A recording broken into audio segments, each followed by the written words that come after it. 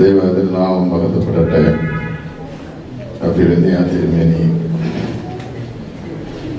ഇടവകയുടെ trustee, secretary, managing committee അംഗങ്ങൾ, ആദരണീയനായ ജെയ്സൺ അച്ഛൻ, ഇന്ന് സന്നിധിയിലായിരിക്കുന്നവരുമേ വളരെ സന്തോഷത്തോടെയാണ് നിൽക്കുന്നത്.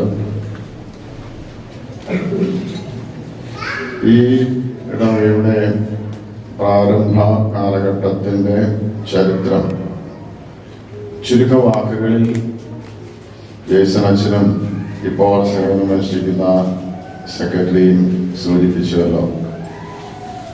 ഇന്ന് നിങ്ങൾ കാണുന്ന സാഹചര്യങ്ങൾക്ക് അപ്പുറമായി ഒരു സാഹചര്യം ഉണ്ടായിരുന്നു എന്നുള്ളത് ഓർക്കുവാൻ തക്ക ചില സൂചനകൾ മാത്രമാണ് നൽകിയിട്ടുള്ളത്. ആ സൂചനകൾ കൊണ്ട് യാഥാർത്ഥ്യം മനസ്സിലാക്കാൻ സാധിക്കുമെങ്കിലും അനുഭവിക്കാനായിട്ട് സാധിക്കുകയില്ല.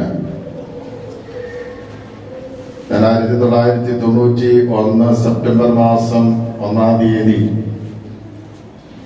ഭാഗ്യസ്മരണാർഹനായ അഭിനന്ദ പൗലോസ് മാർ ഗ്രിഗോറിയോസ് തിരുമനസിന്റെ കൽപ്പന കൊണ്ട് ഇവിടെ എത്തിച്ചേരുന്ന സന്ദർഭത്തിൽ എന്നെ സ്വീകരിച്ചത്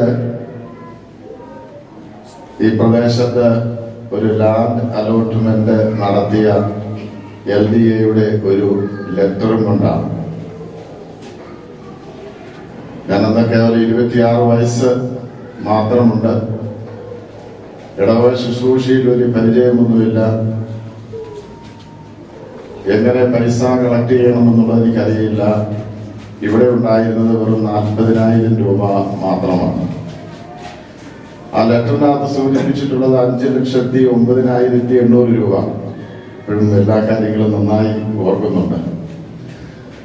1991 5 ലക്ഷം രൂപ അടയ്ക്കണമെന്ന് പറഞ്ഞു കഴിഞ്ഞാൽ എങ്ങനെയാണ് അടയ്ക്കാൻ സാധിക്കുന്നത്?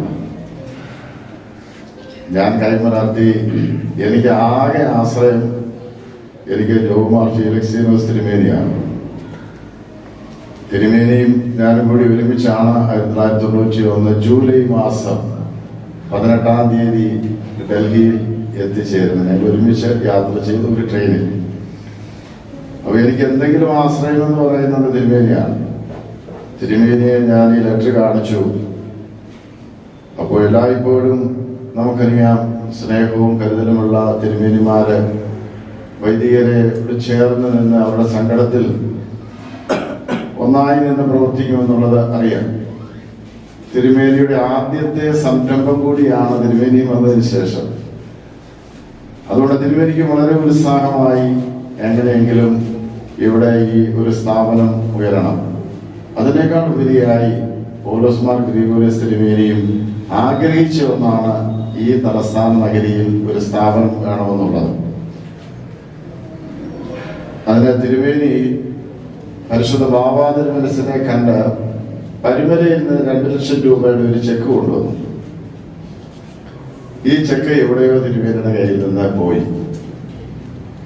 നമുക്ക് അന്ന് കറക്റ്റ് പരിമല പെരുന്നാൾ ദിവസം നവംബർ മാസം 2-ാം തീയതി വേണം ഈ തുക ലക്നോ ഡെവലപ്മെന്റ് അതോറിറ്റിയിൽ അടയ്ക്കാനുള്ള ലാസ്റ്റ് ഡേറ്റുമാണ്. തിരുമേനി ഒത്തിരി സങ്കടപ്പെട്ടു. അവസാനം എങ്ങനെയോ ഏത് വിധത്തിലാണ് വീണ്ടും ഒരു ചെക്ക് കൊണ്ടുവന്നെന്നുള്ളത് എനിക്കറിയുകയില്ല. ആ ചെക്ക് കൊണ്ടുവന്ന് അത് ക്യാഷ് ഡൽഹിയിൽ വെച്ച് ഇതിന് ക്യാഷാക്കി. ഇനി ആ ചെക്ക് ഇനി മിസ്പ്ലേസ് ആകരുത്. ആക്കിയിട്ട് 2 ലക്ഷം രൂപ അന്നത്തെ കാലഘട്ടത്തിൽ ഡൽഹിയിൽ വെച്ച് ക്യാഷായിട്ട് എൻ്റെ തരികയാണ്. ആലോചിച്ച് നോക്കണം. എന്ത് അന്ന് നമുക്ക് ഭയപ്പാടൊന്നുമില്ല, ഭയങ്കര ധൈര്യമായി. ഇന്നാണെങ്കിൽ ഭയമാണ്. ഈ 2 ലക്ഷം രൂപയും കൊണ്ട് ഇതൊരു വെള്ളിയാഴ്ച ദിവസമാണ്. അലഹബാദിൽ എനിക്ക് സർവീസ് ഞായറാഴ്ചയുണ്ട്. ഞാൻ ആ 2 ലക്ഷം രൂപയും കൊണ്ട് റിസർവേഷൻ കിട്ടാതിരുന്നിട്ട് അൺറിസർവേഡ് കമ്പാർട്ട്മെന്റ്സിൽ അലഹബാദിൽ ഇറങ്ങി അലഹബാദിൽ നിന്ന് സർവീസ് നടത്തിയതിനു ശേഷം നെക്സ്റ്റ് ട്രെയിനിൽ കയറി ഞാനിവിടെ ലക്നൌവിലെത്തി. കറക്റ്റ് ദൈവം നിശ്ചയിച്ച അഭിനന്ദ തിരുമനസ്സുകൊണ്ട് ഓർമ്മപ്പെടുത്തിയതുപോലെ ദൈവം നിശ്ചയിച്ച പരിശുദ്ധനായ വിമല തിരുമേനിയുടെ മധ്യസ്ഥത സാന്നിധ്യമുള്ള ഈ ദേവാലയത്തിന്റെ പുരോഗമനത്തിന് വേണ്ടി നവംബർ മാസം 2-ാം തീയതി 1991 കൃത്യം 2 മാസം കൊണ്ട് 5,09,800 രൂപ അടച്ചു. ബാക്കിയുള്ള തുക ഇവിടെയുള്ള അന്നത്തെ വിശ്വാസികളും, എനിക്ക് തോന്നുന്നു ഞാൻ ഹൗസ് ഖാസ് പള്ളിയിലും ഗാസിയാബാദ് പള്ളിയിലും ഈ 2 പള്ളിയിൽ പോയി പൈസ കളക്ട് ചെയ്യുകയുണ്ടായി. അങ്ങനെയാണ് അതിൻ്റെ ഒരു തുടക്കം എന്ന് പറയുന്നത്. അത് കഴിഞ്ഞിട്ട് സ്കൂൾ തുടങ്ങണമല്ലോ. സ്കൂൾ തുടങ്ങുന്നതിന് വേണ്ടി അലിഗഞ്ചിൽ SBI കോളനിയിൽ ഒരു കെട്ടിടം വാടകയ്ക്ക് എടുത്തു. അന്നത്തെ കാലത്ത് അതിന് 5,000 രൂപ എങ്ങാണ്ട് വാടകയായിരുന്നു പുറത്തോളം. അത്രമാത്രമുള്ള ഒരു വലിയൊരു മാനേജർ, ബാങ്ക് മാനേജറുടെ ഒരു വീടാണ് എടുത്തത്. അവിടെയാണ് നമ്മൾ സ്കൂള് തുടങ്ങുന്നതും അവിടെ വെച്ചാണ് ഉദ്ഘാടനം ചെയ്യുന്നത്. ഞാൻ ചെറിയൊരു കാര്യം ഓർമ്മപ്പെടുത്തി എന്നുള്ളത് മാത്രമേ ഉള്ളൂ. സംസാരിക്കുകയാണെങ്കിൽ ഒരു ദിവസം നിന്ന് സംസാരിച്ചാൽ തീരാത്തതായിട്ടുള്ള കാര്യമാണ്. അത് കഴിഞ്ഞിട്ട് അവിടെ ആ ഒരു ഡെവലപ്മെന്റ്സ് കഴിഞ്ഞ് ഇവിടെ നമുക്ക് അലോട്ട്മെന്റ് നമുക്ക് ഓൾറെഡി ഉണ്ടല്ലോ. ഈ പൈസ അടച്ചു കഴിഞ്ഞിട്ട് ഇതിന്റെ പൊസഷൻ എടുക്കാനായിട്ട് വന്നപ്പോൾ നമുക്ക് 70 ആണോ 80 സെന്റ്സ് എന്നാണ് ഞാൻ ഉദ്ദേശിക്കുന്നത്. എനിക്ക് ഇവിടെ 70 എന്നാണ് പറഞ്ഞത്. 80 സെന്റ് ഡിസ്പ്യൂട്ട് ഇല്ലാത്തതായിട്ടുള്ള ഒരു പൊസഷൻ എടുക്കാനായിട്ട് നമുക്ക് അവർ അനുമതി തന്നു. ഈ ഡിസ്പ്യൂട്ട് ഇല്ലാത്ത സ്ഥലം എഗ്രിമെന്റ് ചെയ്യാനായിട്ട് പറഞ്ഞു. അതായത് 80 സെന്റ് ഞാൻ സമ്മതിച്ചില്ല. ഞാൻ എഗ്രിമെന്റ് ചെയ്യുകയാണെന്നുണ്ടെങ്കിൽ 2.6 ഏക്കേഴ്സിന് മാത്രമേ എഗ്രിമെന്റ് ചെയ്യുകയുള്ളൂ എന്ന് ഞാൻ ശഠിച്ചതിന്റെ വെളിച്ചത്തിലാണ് ഈ 2.60 സെന്റ് 6 എന്ന് പറയുന്ന ഏക്കേഴ്സ് നമുക്ക് ഇന്ന് നമ്മുടെ കൈവശം കിട്ടാനായിട്ട് ഇടയായത്. ആ ഡിസ്പ്യൂട്ട് ഉള്ളത് വേണ്ട 80 സെന്റ് മതി എന്ന് പറഞ്ഞിട്ടുണ്ടെങ്കിൽ ഇന്ന് നമുക്ക് ഇങ്ങനെ ഈ സന്തോഷം അനുഭവിക്കാനായിട്ട് പറ്റുകയില്ല. അപ്പോൾ ഡിസ്പ്യൂട്ട് എന്ന് തീരുന്നു അന്ന് ഞങ്ങൾക്ക് ലാൻഡ് തന്നാൽ മതി എന്ന് പറഞ്ഞ് ആ 2.6 ഏക്കേഴ്സും അന്ന് എഗ്രിമെന്റ് എഴുതി. ആ എഗ്രിമെന്റ് കൊണ്ട് ഞാൻ പൗലോസ് മാർ ഗ്രിഗോറിയോസ് തിരുമേനിയെ കാണാനായിട്ട് എന്ന് തിരുമേനി പറഞ്ഞ ഒരു വാക്കുകൾ ഇപ്പോഴും എൻ്റെ മനസ്സിലെത്തിക്കുന്നു. You have done great things for the church. അപ്പൊ തിരുമേനി അത്രമാത്രം ആഗ്രഹിച്ച ഒരു സ്ഥലവും സ്നേഹിച്ച സ്ഥലവും ആഗ്രഹിച്ച ഒരു സ്ഥാപനവുമാണ് ഈ ലക്നൌവിൽ ഇന്ന് നിങ്ങൾ ഇരിക്കുന്ന ഈ സ്ഥാപനം. അതിനുശേഷം ഈ 80 സെന്റിന്റെ പൊസഷൻ എടുക്കാനായിട്ട് ഇവിടേക്ക് വന്നു. ഞാനും വേറെ എനിക്ക് അതിന്റെ ശുശ്രൂഷ ആരുമാണെന്ന് ഞാൻ ഓർക്കുന്നില്ല. ഒരാൾ കൂടെ വന്നു കഴിഞ്ഞു കഴിഞ്ഞപ്പോൾ എത്ര ഭാരമുള്ള കല്ലുകൾ കൊണ്ട് ഞങ്ങളെ എറിയാനായിട്ട് ഇവിടെ നിൽക്കുന്നത് ഓർക്കുകയാണ്. ഞങ്ങളവിടെ തിരിച്ചുപോയി കഴിഞ്ഞിട്ട് കുറച്ചു നേരം കഴിഞ്ഞിട്ട് വീണ്ടും തിരിച്ചു കഴിഞ്ഞപ്പോൾ ഇതേ അനുഭവം. അപ്പൊ നമുക്ക് നേരെ യാത്ര ചെയ്യാനായിട്ട് പറ്റുകയില്ല. അന്ന് ഇവിടെ എല്ലാം വില്ലേജാണ്. അപ്പൊ എന്നെ കാണാനിട്ട് നമ്മുടെ കൊച്ചുകുഞ്ഞ് ഷാജി അങ്ങനെയുള്ള ഒരു ഗ്രൂപ്പ് ഇവിടേക്ക് വരുന്നുണ്ട്. പക്ഷെ ഞങ്ങൾ തമ്മിൽ കാണാനായിട്ട് ഇടയായില്ല. അവർ വേറെ വഴി വന്ന് ഞാൻ തിരിച്ചുപോയി.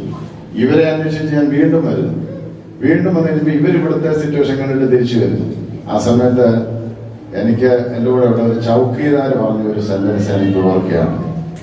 आपने पहले निकल गया नहीं तो आपका कभी भी मिल जाएगा नहीं.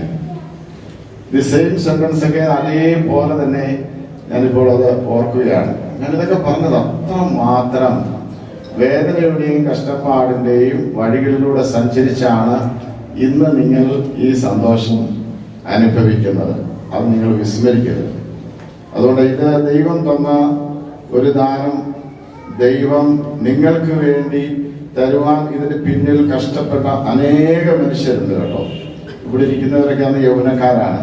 പക്ഷെ നിങ്ങളുടെയൊക്കെ പിതാക്കന്മാരോ അല്ലെങ്കിൽ അന്ന് 40, 50, 60 വയസ്സുള്ളവരോ ഒക്കെ ഇതിന്റെ പിന്നിൽ ഒരുപാട് ധ്യാനിച്ചിട്ടുണ്ട്.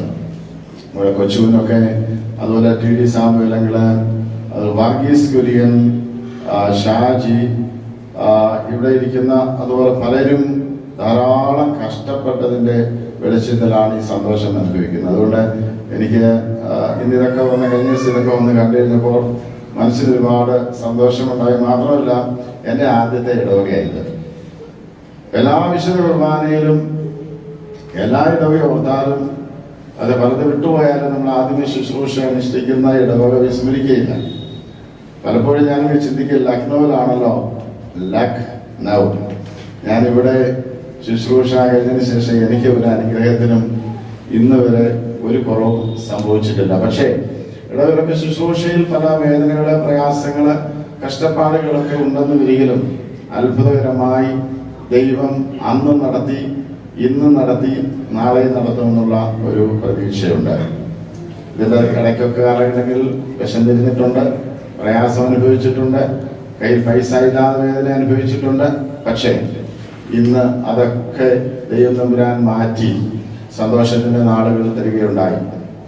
കൊച്ചമ്മയാണ് ആദ്യമേ ഇവിടെ പഠിപ്പിച്ചത്. കാര്യം പൈസ ഇല്ല, അപ്പോൾ ശമ്പളമില്ലാതെ പഠിപ്പിച്ച ആളാണ് ഇദ്ദേഹം എന്നുള്ളത് ഞാൻ നിങ്ങളിലേക്ക് ഒന്ന് സൂചിപ്പിച്ചു എന്നുള്ളതേ ഉള്ളൂ. ഞാൻ പഠിപ്പിച്ചു. അന്ന് ആകെയുള്ള ടീച്ചർ ഞാനും കൊച്ചമ്മയാണ്. ഞങ്ങൾ മാനേജറുടെ ജോലി ചെയ്യും, പ്രിൻസിപ്പാളിൻ്റെ ജോലി ചെയ്യും, അഡ്മിനിസ്ട്രേറ്ററുടെ ജോലി ചെയ്യും, സ്വീപ്പറുടെ ജോലി ചെയ്യും, ആയയുടെ ജോലി ചെയ്യും. എല്ലാ ജോലിയും ചെയ്താണ് ആദ്യത്തെ കാലഘട്ടത്തിൽ നിന്നത്. അതിനുശേഷം 1996 ഫെബ്രുവരി മാസം 6-ാം തീയതിയാണ് ഇതിൻ്റെ ആദ്യത്തെ ബിൽഡിങ്ങിൻ്റെ കല്ലിടുന്നത്. എനിക്കറിയില്ല, ഇവിടെ വന്ന് നോക്കിയപ്പോൾ എനിക്ക് മനസ്സിലാവുന്നില്ല ഇവിടെ ആ കല്ലിട്ടതെന്ന് എനിക്ക് മനസ്സിലാവുന്നില്ല. അപ്പോൾ അങ്ങനെയുള്ള വലിയൊരു ചരിത്രം ഇതിൻ്റെ പിന്നിലുണ്ട്. അപ്പോൾ ഇപ്പോൾ നിങ്ങൾ ഈ സന്തോഷത്തിൻ്റെ വഴികളിലൂടെ സഞ്ചരിക്കുന്ന സമയത്ത് ഇങ്ങനെയുള്ള ഒരു കാലഘട്ടം ഉണ്ടായിരുന്നു എന്ന് ഒന്ന് ഓർക്കുകയും നിങ്ങൾക്ക് ഇതിനകത്ത് ഒരു ബുദ്ധിമുട്ടോ പ്രയാസങ്ങളോ ഉണ്ടാകാതെ, പ്രത്യേകിച്ച് ഈഗോ ഒന്നും ഉണ്ടാകാതെ ഇതിനെ ഭംഗിയായിട്ട് കൊണ്ടുപോകാനായിട്ട് നിങ്ങൾ ഇടയാകണം. ഈ വലിയ ഒരു സംരംഭം, ചെറിയ സംരംഭം വലിയൊരു സംരംഭമായി കണ്ടതിലുള്ള അത്യധികമായ സന്തോഷം അറിയുന്നു. ഇനി എനിക്ക് വാക്കുകളില്ല എന്താണ് പറയേണ്ടതെന്നുള്ളത്. നിങ്ങളെയൊക്കെ വന്ന് കണ്ടതിലുള്ള സന്തോഷം.